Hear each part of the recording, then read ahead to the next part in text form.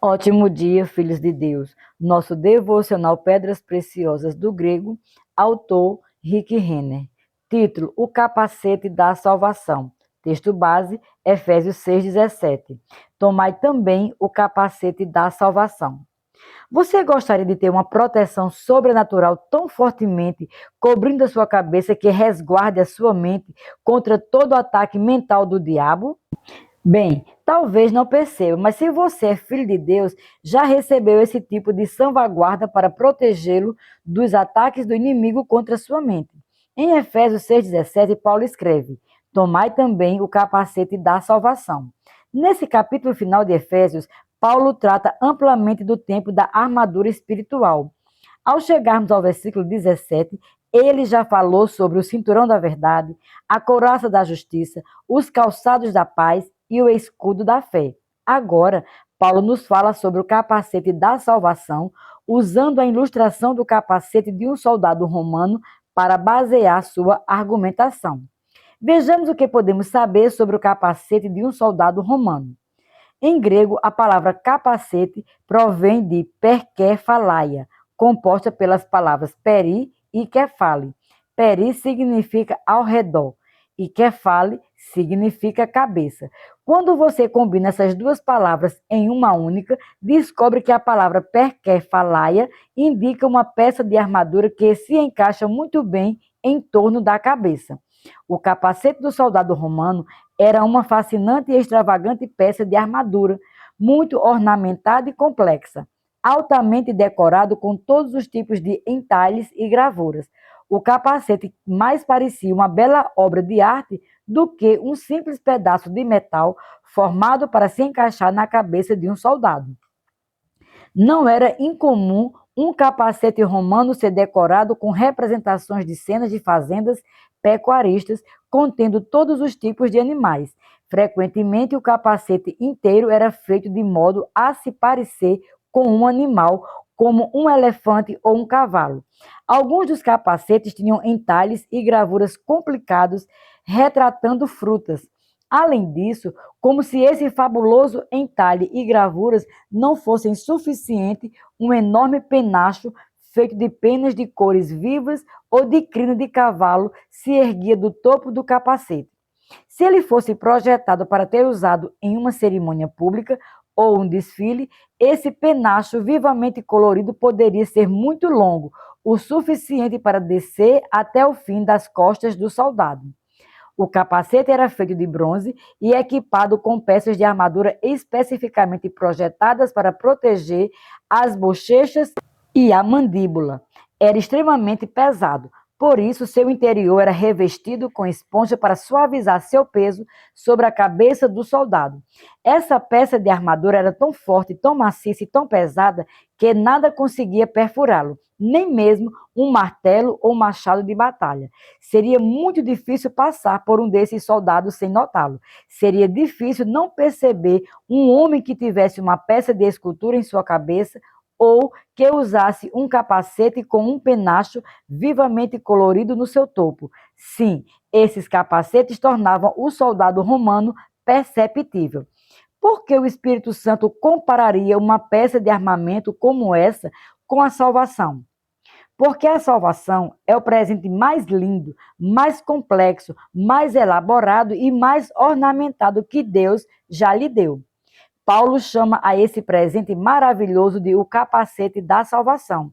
Ele comparou a salvação a esses capacetes extravagantes que eram usados na cabeça, onde todos notariam. Usando esse exemplo, Paulo está nos dizendo algo muito importante. Quando uma pessoa está confiante de sua salvação e quando caminha confiantemente na poderosa realidade de tudo que a salvação significa para ela é um indivíduo perceptível. Porém, por que um soldado romano precisava de um capacete tão apertado em sua cabeça como a palavra grega perkephalaia dá a entender? Esse tipo de capacete era essencial porque o oponente do soldado romano carregava um machado de cabo curto denominado machado de batalha. E quando machados de batalha eram usados, cabeças rolavam. Se o soldado romano não estivesse usando um capacete ao sair para lutar, poderia ter certeza absoluta de que perderia a cabeça. Assim, o capacete romano não era meramente uma bela peça de armamento, mas uma arma defensiva destinada a salvar a cabeça de um homem. Isso é exatamente o que a salvação fará por você quando você usar como um capacete em sua cabeça. Porém, se você não andar em tudo que a sua salvação implica, poderá sentir o peso do machado de batalha do inimigo quando ele vier atacar a sua mente e roubar a sua vitória. Se a sua salvação não for usada firmemente em torno de sua mente como um capacete, o inimigo virá para cortar as múltiplas bênçãos da sua salvação diretamente de sua teologia. Ele tentará minar a sua base dizendo que cura, libertação, preservação e integridade mental não faziam realmente parte da obra redentora de Jesus na cruz. Quando o inimigo tiver destruído a sua mente, a única bênção que ele deixará com você será o céu. Muitos crentes tentam fazer a obra de Deus sem tornar um objetivo pessoal, caminhar no pleno conhecimento de sua salvação. Como resultado, são espiritualmente destruídos. Ao expor em sua mente desprotegida as insinuações do diabo, eles se colocam em posição de serem fortemente atacados e possivelmente enganados. Enfrentar o adversário sem o seu capacete da salvação é insensato. Você precisa ter esse capacete para ser útil e bem-sucedido no reino de Deus.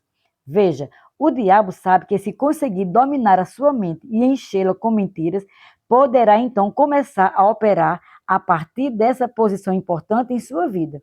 Ele poderá tentar manipular as suas emoções, enviar ao seu corpo sinais de enfermidade e doença, e assim por diante. Protegê-lo de tais ataques é a exata razão de Deus ter lhe dado o capacete da salvação.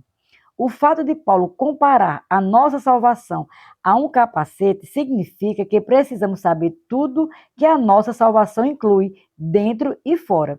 Precisamos dedicar tempo a estudar o que a Bíblia tem a dizer sobre cura, libertação dos poderes malignos, o desejo de Deus nos abençoar e prosperar, e os benefícios de nossa redenção em nossa vida cotidiana. Nossa compreensão intelectual de tudo que a salvação abrange precisa estar arraigada em nossa mente. Quando nossa mente está convencida dessas realidades, em outras palavras, quando nossa mente está treinada e ensinada a pensar corretamente em termos de nossa salvação, esse conhecimento sólido se torna um capacete em nossa vida. Nesse ponto, não importa quão fortemente o diabo tente minar a nossa base espiritual. Sabemos que, sem sombra de dúvida, o que a morte e a ressurreição de Jesus compraram para nós. Esse conhecimento se tornou parte de nós, impedindo o inimigo de atacar nossa mente como fazia no passado. É assim que o pleno conhecimento de nossa salvação coloca um capacete em nossa cabeça. Minha oração para hoje. Senhor, sou muito grato pela minha salvação. Ela é o presente mais maravilhoso que tu já me deste. Ela transformou a minha vida e me libertou. Trouxe cura ao meu corpo e libertação à minha mente. Quero envolver a minha mente com o conhecimento de tudo que a minha salvação inclui, tão firmemente que o diabo nunca consiga roubar esses benefícios de minha vida. Espírito Santo, eu peço que tu me ajudes a estudar e compreender tudo que Jesus comprou para mim na cruz. Revela isso a mim, convence-me da verdade disso e ajuda-me a usar em minha cabeça esse conhecimento de revelação como um capacete espiritual poderoso e fortificado. Assim eu oro em nome de Jesus. Minha confissão para hoje. Confesso que uso a minha salvação firmemente em torno de minha mente, como um capacete. Quando o inimigo tenta atacar minha mente e eliminar os benefícios da minha salvação, seus ataques são totalmente ineficazes. Minha mente está convencida de tudo que a salvação significa para mim. E é treinada e ensinada a pensar corretamente, segundo esse conhecimento. Portanto, o conhecimento de minha salvação se torna um capacete em minha vida. Independentemente de quão fortemente o diabo tente destruir minha mente, eu ainda permaneço firme, porque sei o que a morte e a ressurreição de Jesus compraram para mim. Declaro isso pela fé, em nome de Jesus. Para refletir. 1. Você usa o conhecimento de sua salvação firmemente ao redor de sua cabeça como um capacete poderoso para protegê-lo contra os ataques mentais do diabo? 2. Você dedica tempo a estudar o que a Bíblia tem a dizer sobre a sua cura, libertação de poderes malignos ou o desejo de Deus de abençoá-lo e fazê-lo prosperar? A única maneira de você conhecer essas verdades é estudá-las. Então, quanto tempo você dedica a aprender as consequências de sua redenção em sua vida cotidiana? 3. Há alguma verdade da palavra de Deus que você tem certeza de que o diabo já roubou de você? O que ele tirou de você, que já foi uma parte importante daquilo que você acreditava? Por que você não começa a renovar hoje a sua mente com essa verdade para poder ver resultados restituídos em sua vida? Sejamos abençoados na prática da palavra.